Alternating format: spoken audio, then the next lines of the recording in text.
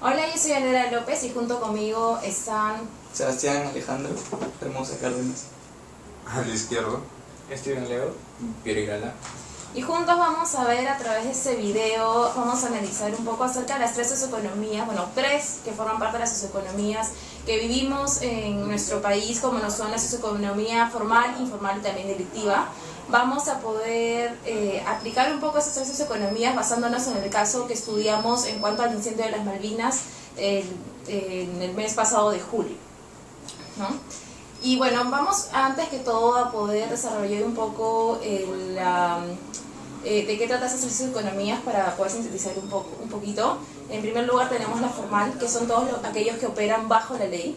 Luego tenemos la otra socioeconomía, que es la informal, que esto viene a ser un claro oscuro con esto, que quiere decir que hay tipo un amor-odio, una aplicación a las leyes cuando les conviene, ¿no? Una persona es informal o tiene una empresa informal, sin embargo quiere aplicar a lo formal cuando le es conveniente. Y por otro lado tenemos la parte delictiva, que es todo aquello que va en contra de las leyes, ¿no? ¿Qué les puede decir respecto a esto, Piero? Bueno, lo que pudimos observar cuando fuimos a las Malvinas fue básicamente la destrucción total que dejó el incendio. Realmente fue muy impresionante.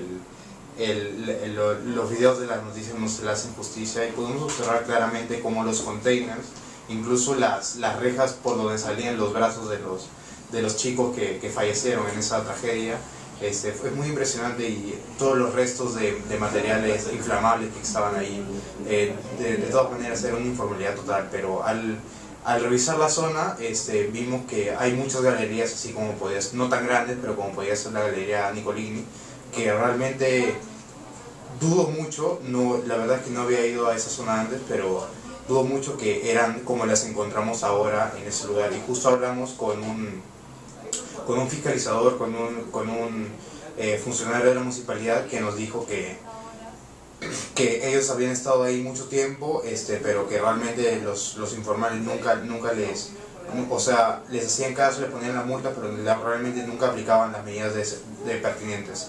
Y nos ha dicho que a raíz de este incendio sí ha habido un cambio en su mentalidad, y que por fin se pudo notar que intentan tirar más para el lado de la formalización. Bueno, por lo que observaron, ¿qué me pueden decir de sus opiniones sobre los informales? A los diferentes puestos dentro de las galerías que son informales, y a la gente no le hace caso a los fiscalizadores. Pues creo como el Estado como ente principal del país debería poner más mano dura en estos gobiernos, en estas galerías informales, y que se cumplan las leyes como son, y no simplemente decir ya, si no cumples ya me voy. Simplemente que el Estado debería ser más fuerte para que esta plaga de informales se termine de una vez, ¿no? Bueno, pero haciendo un poco de abogado del diablo, como tú dices, en esa zona, no sé, me dio la impresión, aparte de lo que ya hablamos del cambio de mentalidad de los informales, me dio la impresión de que el Estado, a raíz del incendio, sí está intentando tomar medidas al respecto de sí, toda pero esa zona. recién, Obviamente, recién porque ha sucedido una tragedia. tragedia. Eso es cierto, de hecho, como ellos mismos pudieron decir, ha habido como un avance. Sin embargo, vemos que son locales que en ese momento estaban viendo si estaban funcionando con la licencia. Sin embargo, los productos que vendían eran informales. Cuando tenías buzos de Adidas a 10 soles en promoción, menos, había no, 5 soles. Había 5 soles, que eso es completamente ilegal, claro. Son falsos, ¿ves? Y van contra los derechos de autor, eso es ilegal, eso contra es el derecho de la delictividad. marca, ¿no? Ajá. Claro. Entonces, claro, ese es un claro ejemplo que se ve cómo están conviviendo el tema formal con el tema de informalidad. Ahora, si nos vamos a un lugar donde están vendiendo celulares, de igual manera, capaz pueden ser estos originales, pero ¿cómo se obtuvieron esos celulares? Porque los robaron. Y implica también un tema de una socioeconomía delictiva, porque muchos de ellos, o quién sabe ese celular que compró, no sé, uno de nuestros familiares o un amigo que lo compró más barato, y fue porque mataron a alguien para poder obtenerlo. Claro. Entonces, eso por ejemplo, para mí es un claro ejemplo de cómo esas tres socioeconomías conviven, ¿no? Y forman parte de nuestra sociedad, y que, no sé, considero que en realidad el Estado debería tomar medidas más represivas para que esto pueda como cesar, ¿no? O no sé qué piensas, Claro, Piero. Sí, creo que como vimos ayer, o sea, había control sí de los puestos, que cumplan los requisitos, pero en cuanto a los productos, o sea, no había un control, o sea, vimos ropa Bamba y también se venden celulares robados, como tú dices, no, o sea, la procedencia no la sabemos, pero no hay un control ahí. Creo que el gobierno también podría, o sea, encima de preocuparse de los requisitos, la infraestructura, también de los productos que hay, ¿no? Sí, cuando fuimos también observamos que, o sea, había la relación entre las tres economías influía bastante, porque cuando vimos que se vendían celulares robados o ropa falsificada, la gente que la compraba eran exactamente formales, informales. Entonces acá se puede comprobar también la relación que hay entre estas tres socioeconomías. Incluso creo yo que cuando se falsifican los derechos de autor, creo que ya se va a algo más delictivo. Claro, sí, de hecho. Claro, porque se viene contra la ley, pues, ¿no? Incluso eso es lo que dice que los formales, supuestamente las personas formales, igual van a estos lugares que son informales a comprar productos, bambas, y que algunas veces son originales, pero que simplemente son robados de tiendas y así mismo celulares, pero la sociedad igual sigue apoyando a esta compra de informales. Sí, y eso incrementa el problema. Y eso incrementa el problema más y más y más. Entonces creo que para acabar con esta informalidad que también lleva a la socioeconomía delictiva, creo que la sociedad y el Estado o el gobierno deberían Poner de su parte. poner a su parte. Pero es lo que decía el profesor, la cultura de la transgresión, que realmente está bastante arraigada en nuestro país. Y tenemos que cambiar eso si queremos cambiar la informalidad y la debilidad. Sí, eso creo que podemos analizarlo un poquito más adelante, pero ¿qué pueden decir acerca de estos dos puntos de vista en base a Matos Mar y a Hernando de Soto? Bueno, como decía el texto de Durán, Matos Mar nos hablaba, bueno, ambos nos hablan de los migrantes, pero en diversas situaciones, ¿no? Matos Mar nos habla de que los migrantes venían acá y que el Estado no les hacía caso, entonces ellos buscaban una alternativa más informal y trabajaban por así nomás. Y no había apoyo del Estado, pero ellos buscaban ese apoyo, pero el Estado no se los daba. En cambio, por el lado de Hernando de Soto, los migrantes que venían, ellos querían formar su propia riqueza, entonces eran como que empresarios por ellos solos, y que más adelante ellos buscaban, al ser informales, ellos buscaban ser formales, pero el Estado tampoco les hacía caso. Entonces como que hay una... o sea, es parecido a lo que ambos dicen, pero creo que lo que más asemeja al incendio de las Malvinas, creo que es lo que dice Hernando de Soto, de que las personas buscan su propia riqueza, ¿no? No sé qué piensan ustedes. Bueno, habla. No, lo que pasa es que para mí hay un enfoque de izquierda, como bien se dijo, ¿no? Y también de derecha. Mientras que Matos Mar nos da a conocer un contexto de los migrantes vienen a Lima, ¿no? En este caso. Y como vimos que eso es una situación que viene en realidad de los 60, más o menos, pero que explota, por así decirlo, como el gobierno de Alan García. Entonces, ¿qué sucede? Todas estas personas que son migrantes vienen y se sitúan e invaden lugares que no deberían ser poblados. Exacto. Entonces, ¿qué sucede? Ellos empiezan a crear su propio sistema o su propio circuito económico, bien, en base a, o sea, como vengo, invado y ahora para subsistir tengo que generar dinero, tengo que generar riquezas. ¿Cómo lo hago? Soy un informal, pero también lo voy a hacer de la misma manera informal, ¿no? Entonces tengo este tipo de socioeconomía, ¿no? Sin embargo, ¿ellos qué hacen? Ellos piden derechos como si fueran formales, pero siendo informales y estando de acuerdo con su situación informal. Mientras que Hernando de Soto plantea más un tema de que ellos son microempresarios, pero que su tipo, que tienen el potencial para poder ser formales, sin embargo que el Estado no apoya eso. Entonces ha habido un retraso porque el Estado no los ha apoyado. Sin embargo, son una buena manera de socioeconomía en potencia, ¿no? Solamente que son informales, pero la manera de simplemente que todo acabe es que los formalicen y ya. Bueno, en lo personal no creo que sea así. ¿Ya? Avanzando un poco al tema de cómo se relacionan estas tres socioeconomías, como le dijo Durán, hay bastantes claroscuros en cuanto a la informalidad que quiere pasar a ser formalidad. Desde mi punto de vista, los informales buscan los beneficios de la formalidad, que es, digamos, seguridad. Básicamente lo que buscan es que no los persigan, que los dejen trabajar tranquilos. Y eso se logra siendo formales, entre comillas. Pero tampoco quieren... el caso de los dueños de la Galería Nicolini. Ellos buscaban ser... Te apuesto que buscaban ser formales, buscaban que los dejaran de multar, de clausurar y todo lo que quieras. Pero no tienen la decencia de buscar también el lado formal de los derechos del trabajador, de pagarles bien, de brindarles buenas situaciones de trabajo. Como los hombres que murieron en el container. Esos no son... Eran esclavos prácticamente. O sea, los dueños de la galería buscaban ser formales, pero sin perder los, entre comillas, beneficios que les da la informalidad, que es básicamente la ausencia de control, y prácticamente podían hacer lo que les diera la gana. Pero yo creo que eso sí ya es una ideología que viene, o sea, como vimos, ¿no? De décadas atrás, y es una mentalidad, porque, o sea, diría, yo quiero ser formal, pero tengo pisos arriba a esclavos que los encierro para que puedan adulterar mis productos y yo puedo venderlos de manera formal. O sea, creo que en ese caso, o ellos como actores, digamos, en todo este escenario, que podría estar, digamos, el Estado, los informales, los empresarios informales, y nosotros como ciudadanos o los que compran, ¿no? Los compradores de estos informales. Entonces, yo creo que el problema con ellos es que, o bueno, mejor dicho, lo que tienen es una base ya como ideológica, ¿entendés? Como que ellos ya tienen esa mentalidad, y no está mal para ellos es algo normal, que se vea normal. Entonces, creo que la conciencia más debería ir para nosotros como consumidores, y que debe haber algo más represivo de parte del Estado para que esto vaya cesando.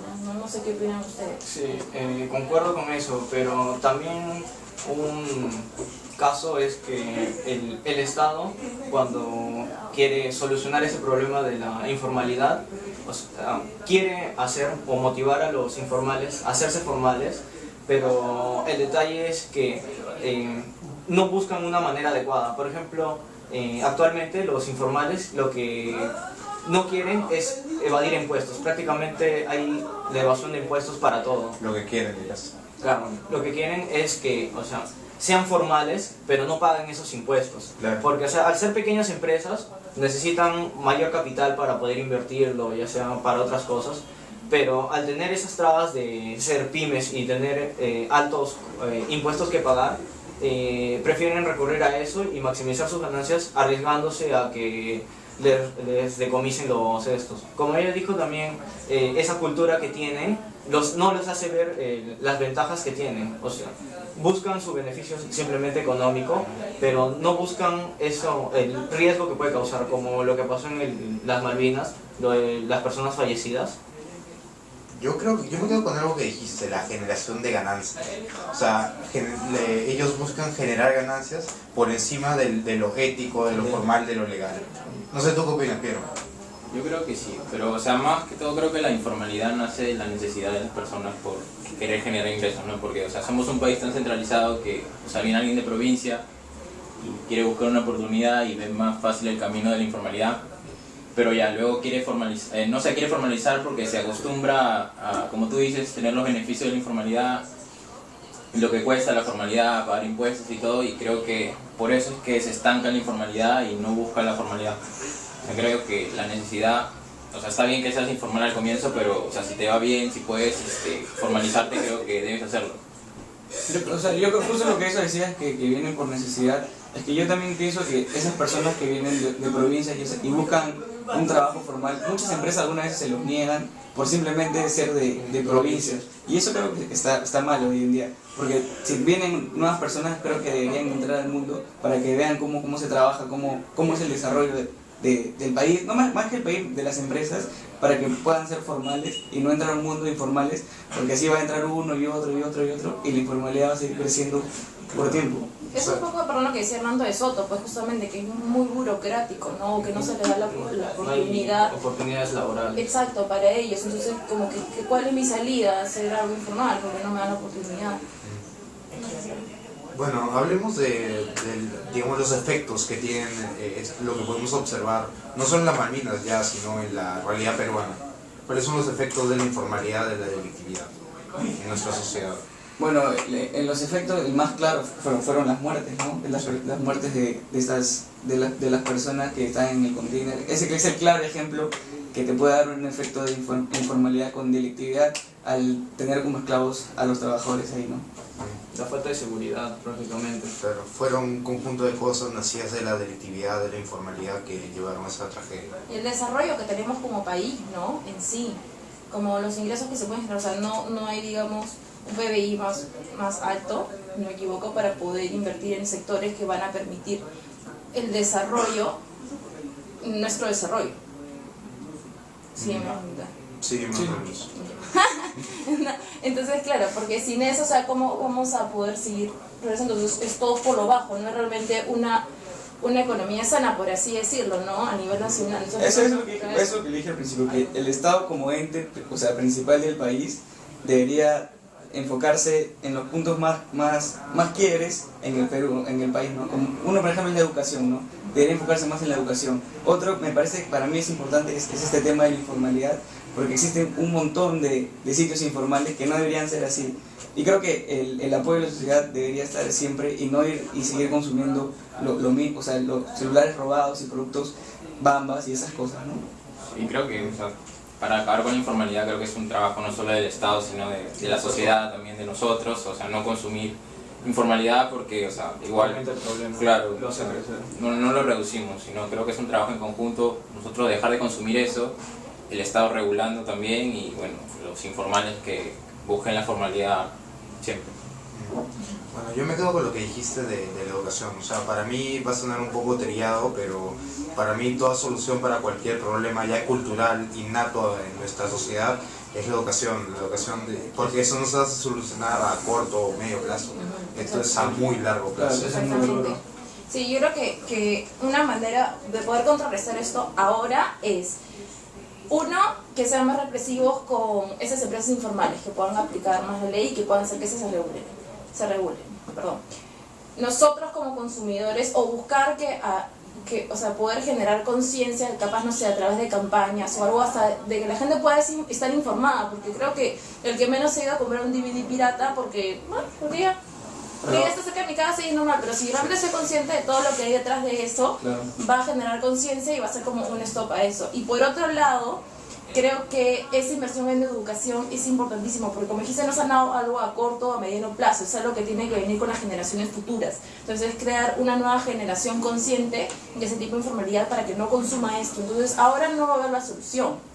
Definitivamente una solución plena, bueno, tratando de ser lo más realista, no sé si al 100%, pero sí que esto pueda reducirse, exacto, ahora y poder, si Dios quiere, que se detenga con las generaciones futuras, invirtiendo en la educación y también aplicando pues más énfasis en este tema desde la época del colegio, pues, ¿no? Inicial, yo qué sé, entonces generando esta responsabilidad ciudadana sobre todo.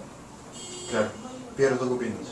¿De acuerdo con nosotros? Sí, de acuerdo con ustedes, creo que la educación es lo principal para acabar con la informalidad también, porque una persona educada siempre va a buscar, no sé, un puesto profesional, algo, y va a evitar siempre la informalidad.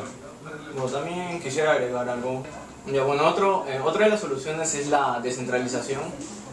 Como se puede ver, los migrantes vienen a Lima por la falta de oportunidad laboral. Creo que una de las soluciones sería que el Estado apoye más a provincias, no solo que se centre en Lima, porque uno de los factores es la falta de trabajo. Entonces, si es que también solo hay trabajo en Lima, el trabajo en Lima va a tener un límite. Entonces, la única solución sería expandir esas oportunidades laborales en los demás distritos o provincias que hay. Sí, creo que la descentralización es